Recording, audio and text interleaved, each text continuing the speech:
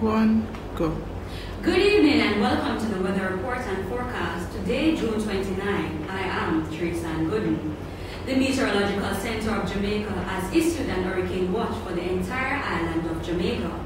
A hurricane watch means that hurricane conditions such as heavy rain, tidal flooding, and winds above 75 miles per hour are possible within 48 hours. The center of Hurricane David was located near latitude 17.5 degree north, longitude 75.9 degree west.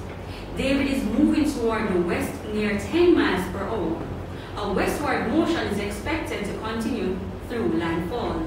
After landfall, David is expected to move slowly west-northwestward and then turn northward to portions of Jamaica. Satellite imagery indicates that David has strengthened and now has maximum sustained winds near 155 miles per hour with higher gusts. Little change is expected before landfall. Hurricane force winds extend outwards up to 150 miles from the center. Coastal portions of South Jamaica could experience surges of 15 to 25 feet, and water could travel as far as several meters inland.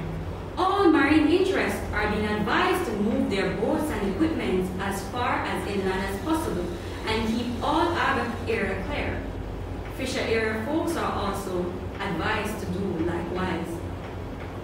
Tropical storm conditions will be reaching the coast of eastern Jamaica as early as tomorrow afternoon and increase hurricane force conditions by the next day. Extensive damage to buildings are expected, resulting from the high gust and continued wind speeds. Trees can be uprooted and power lines may fall down and extensive damage occur to property. The combination of a storm surge and the tide will cause normally dry areas near the coast to be flooded by rising waters. The water could reach above ground if the peak surge occurs at the time of high tide. David is expected to produce total rainfall accumulations of 10 to 16 inches along the eastern coast of Jamaica for the first 24 to 36 hours and in excess of 20 inches per day over the remainder for the forecast period. Extensive flooding is expected for coastal, low-lying, and flood-prone areas, more particularly in the area of Lowville. All persons residing in this area are asked to relocate to higher grounds or move to the nearest hurricane shelter immediately.